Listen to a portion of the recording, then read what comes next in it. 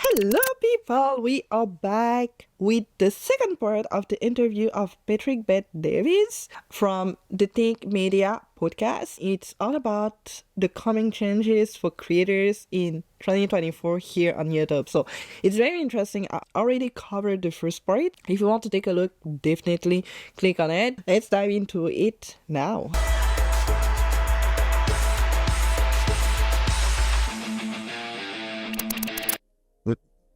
They have a combination of three things that others don't have. Number one thing they have experienced unconditional love from one person. The best thing about experiencing unconditional love from one person is the following. Say this person's your mother. Typically for a man, it's their mom. For a woman, sometimes it's their dad. What is unconditional love? You come home drunk, they forgive you. You crash their car, they forgive you. You embarrass them in front of their family, they chew you out, but they forgive you and they still love you. And you're in the car by yourself and you just talk rudely to your mom and she calls you saying, baby, whatever you do tonight, just don't. Mommy loves you. I know you're upset with me. And you ask yourself this question, you're like, how the hell can this person love me the way she does? So what does that do to you?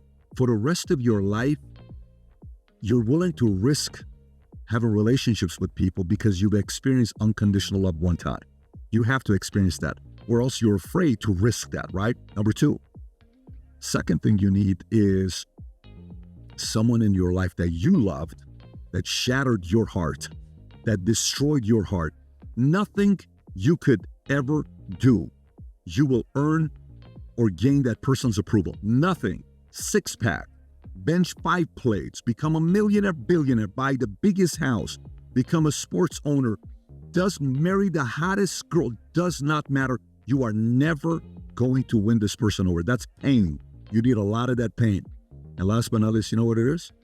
Is choose your enemies wisely. Most people don't choose their enemies wisely. There's so many examples of choosing the wrong enemy.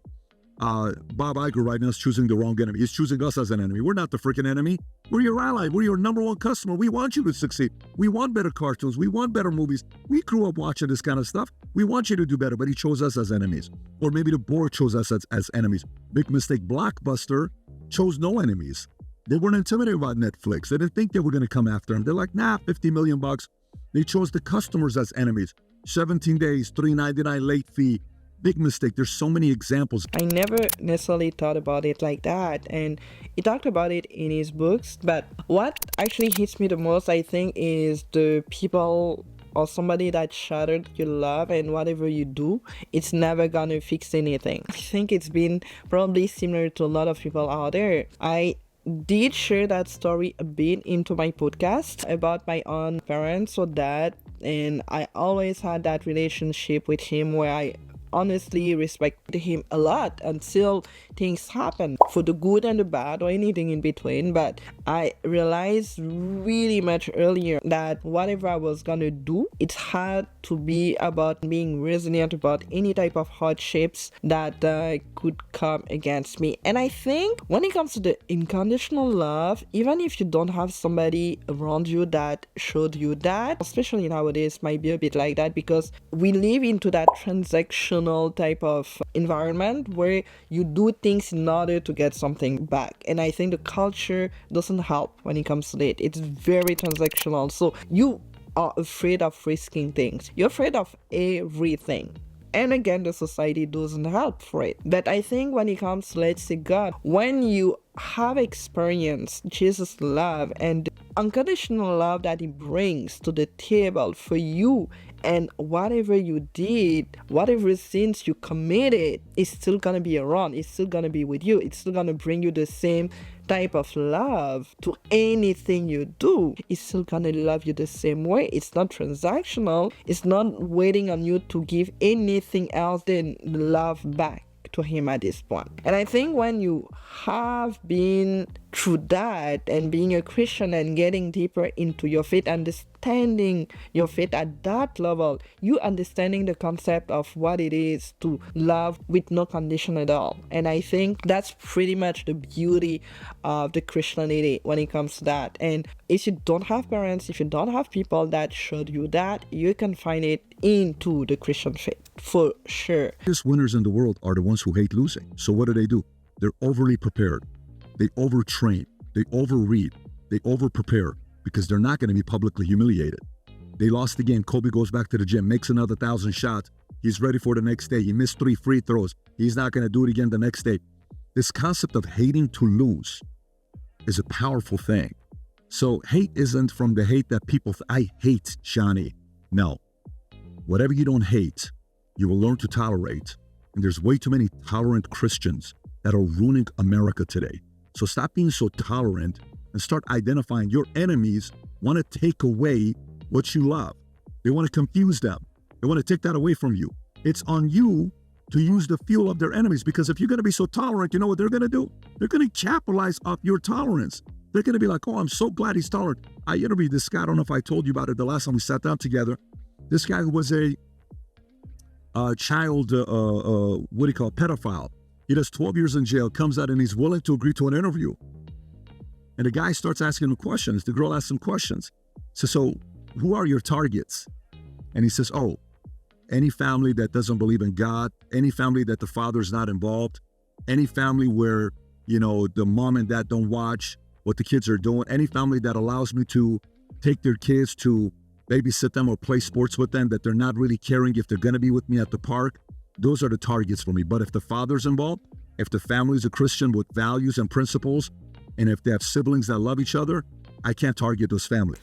I think it hits me into my core, and just talking about being a Christian here, there's something within the Catholic faith where we are being so tolerant, and I think there's some beauty into understanding where people are coming from and understanding their pains and meeting them there. But there's a difference between tolerating and understanding and helping people and actually bringing the truth. I had so many discussions. I always got challenged into things that I had no idea what to think about. When I started getting deeper into my Catholic faith and Christian faith altogether, it's because I got challenged. I got challenged into hard questions. What do you believe? What you believe? Where does it come from of you praying this, praying that, and talking about Mary, talking about the saints, talking about anything like that? I had a lot of discussions. Not that I was looking for it particularly, but I found myself being in discussions where I had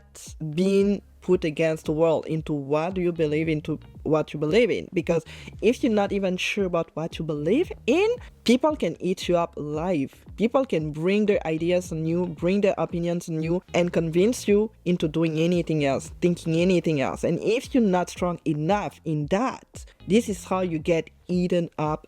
And I see every single day how much I'm being challenged online by other people that I listen to. Not necessarily they talking to me, but being challenged into their questions within the faith or outside of the faith. And even personally in my own life, I've always been the person around that had people with different perspectives and opinions around me, and I would say would stand really strong into what I really believed in, until the point where I was starting to being like, why do I believe that? There's another discussion that I had, but it was for a couple of friends from the church, and it was really interesting because as Catholics, we still have different approaches to what we see and the level of tolerance that we can bring to people. We were talking about the education system and what they are doing into schools, talking about male, female, and all that stuff. And she was more into saying that, it's important to be tolerant. I'm not gonna be the one being mean to people that actually maybe don't understand the Catholic faith and they are not even Christian themselves. So how can I bring that up on them if they don't even believe it? They can do whatever they want because Jesus was who he was and I'm not Jesus. And I was like, there's a point here into being tolerant and thinking that you're not Jesus, because yes, you're not Jesus, but I think the path of the way here of the truth is still important. Even if you're not Jesus, we are called to being like him. We are called to being like him, to be with him at some point. And because of it, you have to make choices. You have to be tolerant and still bringing the truth and still stay firm. But something that I learned from Jesus especially is that it was all about love, but he was still there to really bring the truth. And sometimes the truth might hurt, but hurt because it's the truth, not because you want to be mean to anybody. And he said something so true about just being too much of a tolerant Christian, especially nowadays, because you see the line where we are now into being okay with everything just because we don't want to be too mean to people. And it literally gets within the church now. So the more tolerant we get, the more people can use it against us. And the point here is not necessarily to be mean, but to be tolerant, bold, and soft at the same time. It's a balance to have. And I think nowadays we are finding it easy to go to any extreme. Either to be too mean and to not be understanding and to not bring any type of love, or the other way to be a people pleaser, or saying yes to everything because we don't want to affect and hurt people opinions or mindset or thoughts or ideas or background, whatever it is. The point is to be in the middle. The point is always for me to be in the middle. Be firm and bold into your ideas and your thought because it comes from Christ himself, but at the same time be soft. Be soft into bringing that, especially nowadays. And there's a couple of things about tolerance that I can say, and a couple of examples when it comes to situations that I've been in where I was like, I don't think it's okay. I don't think it's okay for people to make it an okay type of way, because when you allow that, it opens something else and it keeps opening of the things. And he gave an example here about the prisoner, a criminal, that literally he knows who is targeting, and he knows that when the family is Christian, have a strong family values, they're stable, they're strong, it's harder for them, it's harder for him to attack them, a lot harder for him. So I think at the end of the day, it's really understanding that tolerance is important, supporting and understanding and bring as much love as you can to people, but not to the point of saying yes to everything. Not to the point of being okay with everything, because we are not Jesus.